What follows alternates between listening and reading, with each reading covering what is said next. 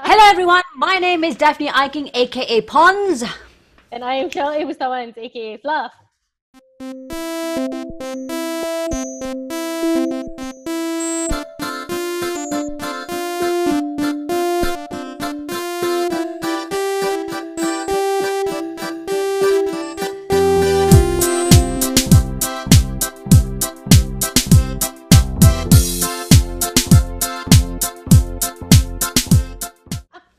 And just to preempt you guys out there, if you hear thunderstorms, it's because there's thunderstorms out there, and it's okay. It's quite apt actually, because today we're going to be talking about postpartum blues or not, or Yes. postpartum emotions that happen right after moms give birth. So I gave birth exactly 11 months ago today, from the date of Wow. this. Achilles is now 11 months old and 11 kg. Wow, so nice the number, 1111. The reaction from God was so clearly very, very nice. I know, you and you, yeah, the lighting, the thunderstorm came suddenly. Yeah, okay. So, And how's it been so far? How do you feel it after has 11 months? been a wild ride, yo. I have children, but I've never had them from day zero, except for Achilles. So when he was born, it was very shocking. Not shocking, I think overwhelming is the word, but very passively overwhelming because it felt like I've got to take care of this baby and make sure it doesn't die. And you cannot return it, and you've got to kind of keep it alive because if you don't, you get arrested, right? So that was it was a big thing that I was thinking about.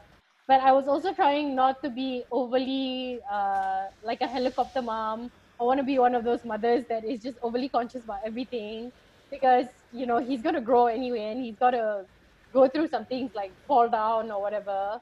So it was very hard striking the balance between the two. Cheryl's a little bit different because in your case, you became a mom first, and then you had a child of your own from your own womb. Yeah. And when you sort of, you're sort of that sort of person that sort of plans in a way. And what was initially ideal for you was vaginal birth, which Yeah. turned out to be a long labor, right?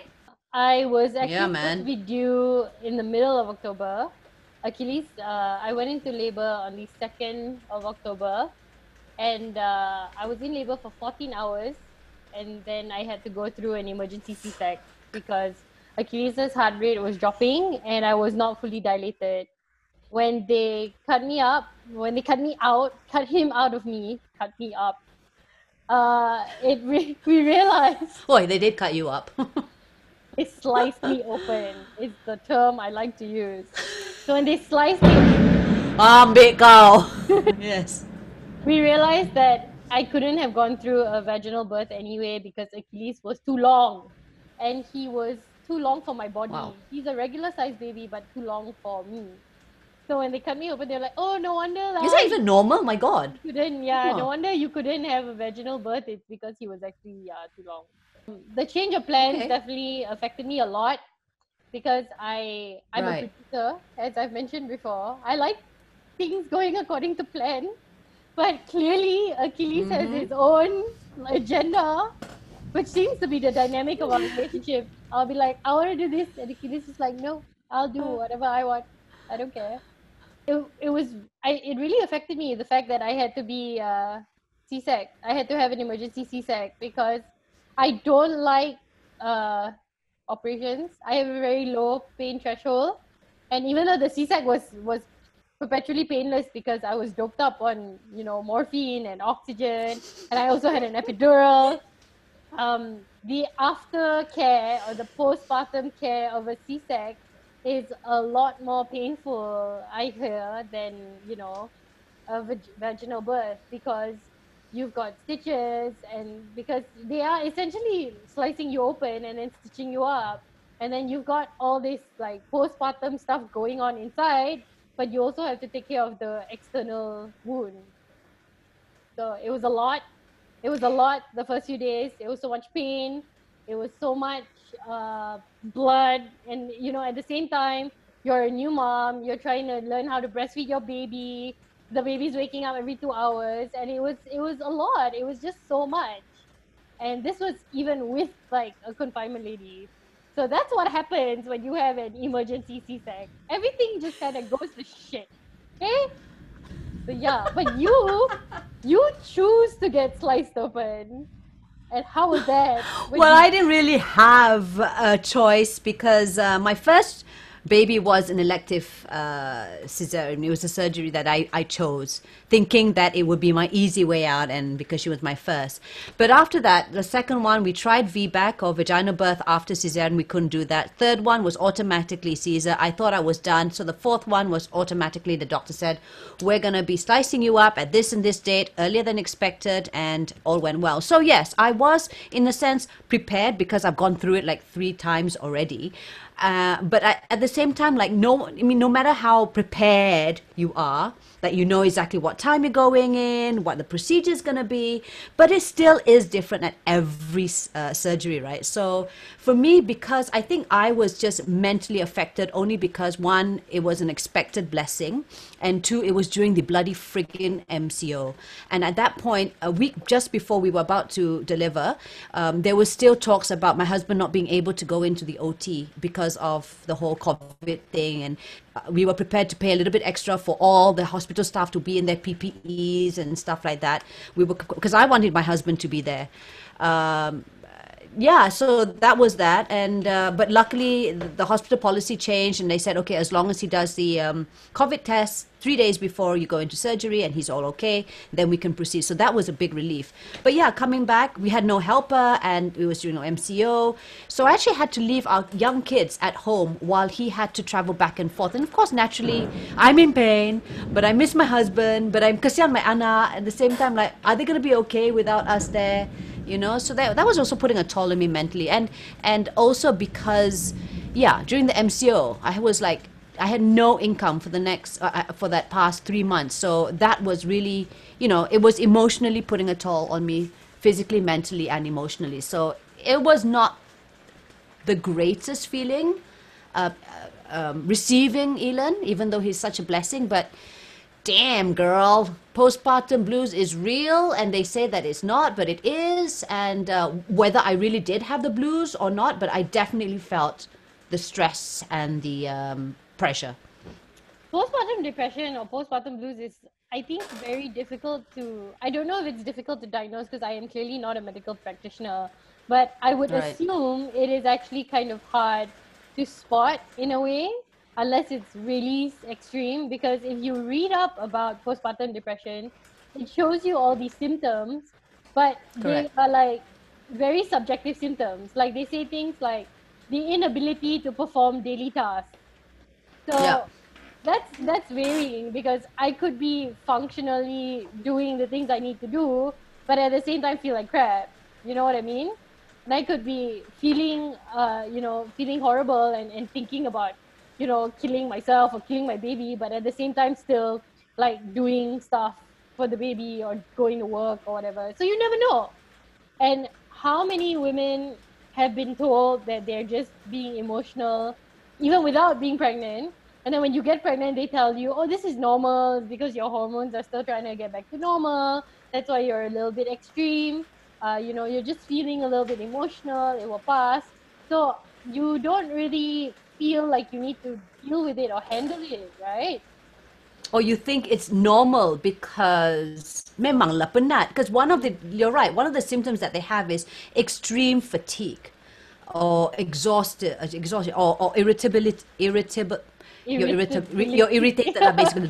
Yeah, yes, irritated lah kan, which is all under that same roof. Yeah. You know what I mean, in that sense. So you can't really diagnose per se. I think the only thing that probably my doctor did say or sort of diagnosed me as having PPD was when I was with Iman, my second child. And I think it was very difficult because I didn't have any family support. And two, there was a lot going on. My husband and I, at that point, we were not as solid as we were before.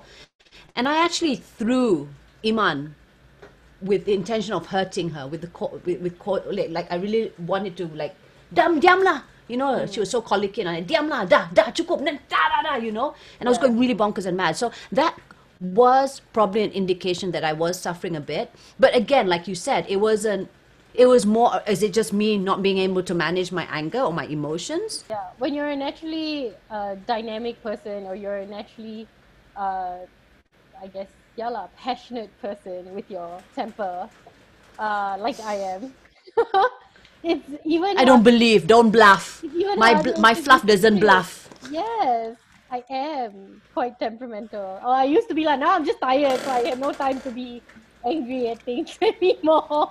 Too tired to be angry. So tired to be angry. You're just like, it'll take so much effort. Never mind. But you tend to wonder if this is a feeling because of who you are, or because of the postpartum depression.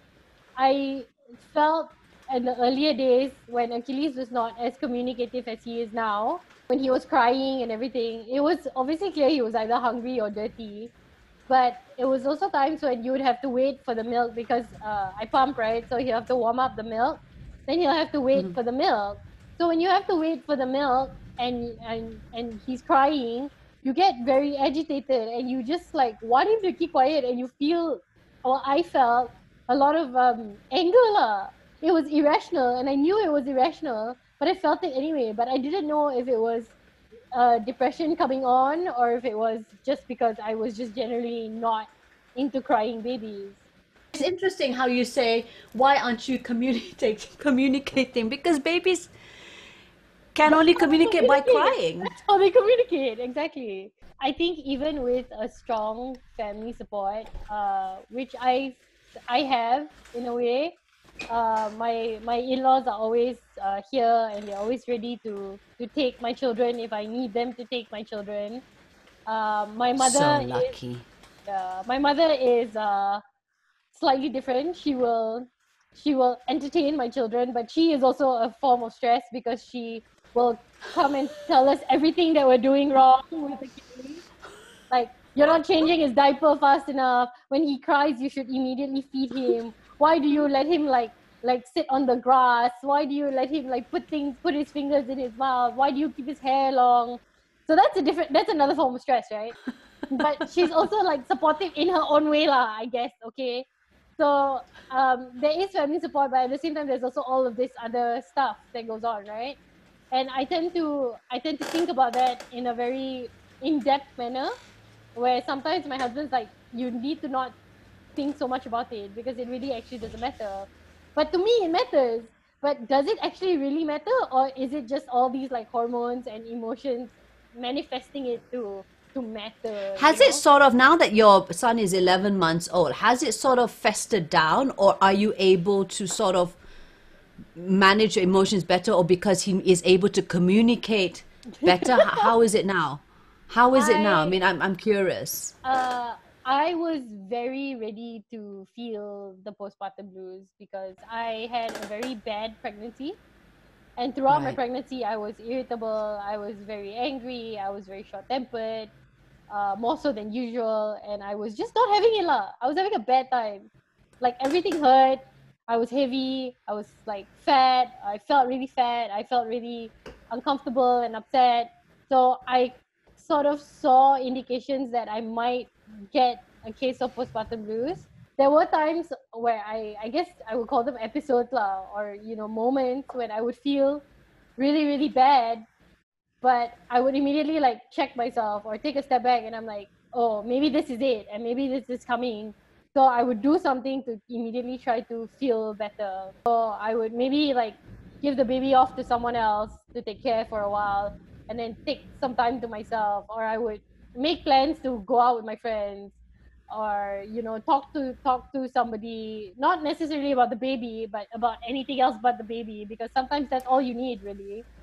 Exactly, and that's just it. You and I, well, you, especially you being a first time, well, not well, first time mom to a boy of your own, you sort of preempted yourself. Okay, this might happen, knowing that I had a shitty pregnancy, and because I had that episode with Iman, me wanting to like deliberately hurt her, my husband and I knew that we had to be mindful about my post pregnancy, my postpartum. If there's any incidents that I get a bit off, then we know how to address it. But there are moms out there who are probably in denial or don't know that it's wrong or say that, kenapa saya tak macam dia, tak apalah, tahan, but how much can you tahan? It's like a pressure cookie, you know what I mean? And one day you're just like, boom, that's it.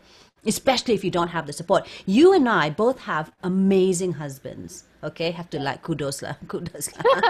Then we've got amazing husbands who are very supportive, very hands-on. Can you imagine those? Like, I get so many DMs where the husbands really don't give shit. Yes, you see, you smile, you know already. You know, I know. But they really don't give shit. They really think that it is up to the wife to handle every single thing, including the husband's needs of melancapkan their, or I'm sorry I'm saying it over, but yes, they even like since we can't have sex, can you at least lancap me? You know what I mean? Like, so I get DMs like that, and that drives anyone bonkers. I dengar, baca pun macam, ya Allah, tolonglah. So yeah, no wonder the person gets stressed. I think it's very common for women. I don't think women talk about postpartum depression a lot. I think women spend a lot of time. Women spend a lot of time just trying to deal with it themselves, and all these external factors are to everybody else just, but she's a new mom, so obviously she's going to be a bit down. Yeah, she's a new mom, so she's obviously still trying to lose the weight or whatever. Yeah, obviously she's going to be a bit tired, kan? Yeah. And then they normalize it. They normalize the fact that you're supposed to feel shitty, but you're really not. My mother-in-law especially was always, even before when I was pregnant and even before my pregnancy, she was always telling me that you just need to like relax. You just need to relax, don't be so stressed. And but how to relax, Cheryl? How? Exactly. But she would say, if you ever need anything, I'm here. So that was good. But after the pregnancy and knowing full well that I might have all these like negative emotions or whatever, I was constantly checking myself, and I wasn't afraid to take the time that I needed, because I knew that that's what everybody needed. But women don't take the time that they need most of the time, because they feel bad, they feel guilty because it's their baby. They feel like it's asking a lot, and also I think women judge them for taking time to themselves, which is weird. We really shouldn't. Like, ya Allah, you tinggalkan dia seorang, awal-awal dia tinggalkan dia seorang, you dah pam awal-awal. A lot of women ask me, so who's taking care of your baby? Then when I say like, the father is taking care of the baby, I'm like, that's so nice of him. Like, not really. He's the father. That's part of his job, like co-parenting. Yeah. Oh, your bapak dia yang babysit. I'm like, babysit? What the fuck? He doesn't babysit. He parents the kid. Yeah. So babysit all. So women like you and me will fight that kind of statements, but other women will take it very personally, and they feel really bad. Yeah, so it's already ingrained, like, you're supposed to take care of your child. You're supposed to take care of your child. You're supposed to take care of your child. But you and I are both strong personalities. We're very, I like to think we're strong personalities, and we like to we've got very supportive husbands and stuff. But even then, I don't know about you, but for me, I've got girlfriends who say, come out, saya belanja you sekejap, 2 hours, and I'm sure my husband would be more than willing to take him for a while, and he's done that before. I mean, I went out for a quickie with you, but that's just it. After the macam, at the back of my mind, I felt guilty, like, alah, kesian, my husband has to do, and then your tete will ngeng, like, it's indication that he needs his milk, right? And I'm like, is he going to be okay? I'm chatting with Cheryl here, having my little catch up, but this at the back of my mind, I'm like, so we need to stop that, but don't know how to stop that at the same time. Are we still overloading ourselves with, like, trying to be everything at the same time? I feel mostly guilty because I feel as if I'm not as on par in my work. Like, my to-do list has become longer and longer because I've not done yesterday's work or the day before that, and I'm not giving myself some credit. I'm not giving myself any leeway to go and catch up with my friends, because I'm someone that needs to meet up with my girlfriends. I'm not someone that just is happy to just macam ni. I need to see the person. I need to hug the person. I'm very physical in that sense. So, yeah, but at the same time, I feel guilty. Macam once I'm out there, it takes me a while. I'll plan that once I'm going out there, like, going out, like, you sure or not? Okay or not? You going to be okay or not? Okay or not? And I'll be thinking. Yeah. When I'm actually there with my friends, then I feel happy. Yeah. But I can't help but feel a bit guilty leaving the baby or the kids alone. Yeah. So I think we should. Yeah. I got over that before, because when I became a mom the first time, it happened very instantly, and so the transition was also a bit rapid. And I was at home a lot in the first, I would say, 6 months, and it took a lot for me to start going out again. So by the time Achilles came, I was like a pro at it already. I was like, I know, plan my time and whatever, and I just do it. So I didn't feel that. What do you think though is the reason for why, like, we're lucky, we're strong personalities, and we have husbands who understand that co-parenting is co-parenting. But why do you think the Malaysian mentality is to just leave everything to the mother? And why is there no support among women? I was really lucky also when you came along during the MCO and everything, and we were talking to each other, even though we only got to see each other like once, twice, and that was like after the MCO. But throughout the whole MCO, we were kind of like talking to each other, and there was still, Almost every single day. yeah, and there was a lot of support there. And I've got friends like you to talk to, and I've also got friends who are like other mothers who are in a way helpful to share experiences with, but also sometimes no, because they're having a really good time because they only have one kid. So it's a little bit different. So you're the only person that has a situation that is actually quite similar to mine, because you've got more than one kid and they're about the same age and they have sort of the same kind of needs, you know? Wants and needs and demands. Yeah, but like my other friends who are new parents, like fresh. This is their first kid. So yeah, we can talk about sleepless nights. We can talk about whether our babies are walking or crawling or eating solids, but you don't understand the kind of emotional toll it takes to split yourself to parent three different types of children Of different age of groups. different age groups. And looking after the household and your husband's needs at the And same also dealing time. with your work that you are really passionate about, and you also don't want to slack Correct. on lah. So Exactly. yeah, so it's juggling so many things at the same time. So now imagine mothers who also have to do all of this but don't have someone to talk to, because people are telling them, you just kena buat je, you just sabar je, you just kena buat je. Lepas tu okay dah, lepas tu okay dah. It's not lepas tu okay dah, lepas tu it's not okay. I think we need to change that mentality, that culture, to normalize that it's gonna be okay. And people in terms of their support system really does need to stand up, and the woman or the mother herself needs to be able to let go. I think the problem, like even for me, I feel as if I'm like, I rasa bersalah lah if I don't do it. Not so much because, for instance, the cleaning of the house, because I'm anal about how things are being done. But even then, I can't let go because I feel it is my job. It is my responsibility, and I'm proud to be able to do this for everyone around me. But I And should you are be like able to learn to ironing let at like go. 4 in the morning. Yeah, because that's the only time when no one else disturbs me. Yes. But yes, I really feel that we don't have enough, what do you call that, support here in Malaysia. I don't think we still talk about it. We have all this, like in October, Mental Health Awareness Month, but I don't think it's plugged in as much. Did you know? I did not know this What? till yesterday. Huh. But May is actually postpartum depression awareness month. No way. I thought there is. See, Yes. I didn't know that. I thought I October didn't only know that. mental awareness. I found that out in an article dated 3 years ago, where they spoke to women who suffered postpartum depression. So Damn, there you girl. go. But it did not offer any resources for Malaysians to reach out.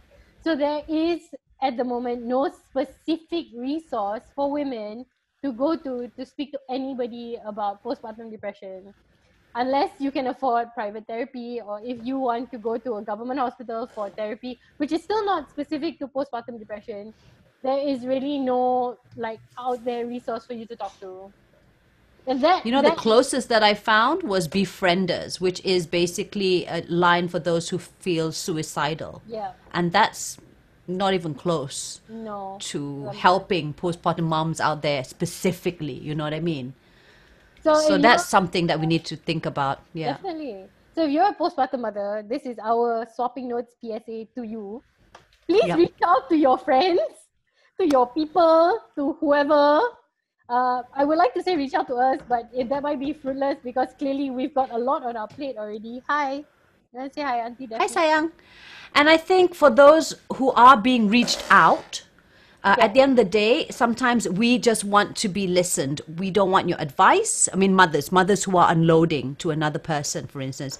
We just want you to listen. We don't need your unsolicited advice, and just be there for us. So Yeah. that can be for someone who is on the receiving end, right? So if you've been through or have experienced postpartum emotions, positive, negative, whatever, please share them with us at Daphne Iking and at Shal Ibusaman on Instagram. For more episodes of Swapping Notes to come, you want to tell us what to talk about or whatever, please subscribe to Daphne's YouTube channel and also like Daphne Iking's Facebook page. Well, that's all for us for now. Episode 2 is done. Let's give ourselves a big round of applause because, small wins. We must celebrate small wins. Yay! We will be back with more. Okay, got soundtrack there for you. Can hear or not? Nah, soundtrack. Awesome. We will be back with more episodes as mentioned by Cheryl. If you have any feedback, please log on and give us your feedback over our Instagram or social media pages, and we'll be more than happy to reply then. In the meantime, this is Daphne Iking. And this is Shal Ibusawan signing off. And we are signing off. Bye. Bye.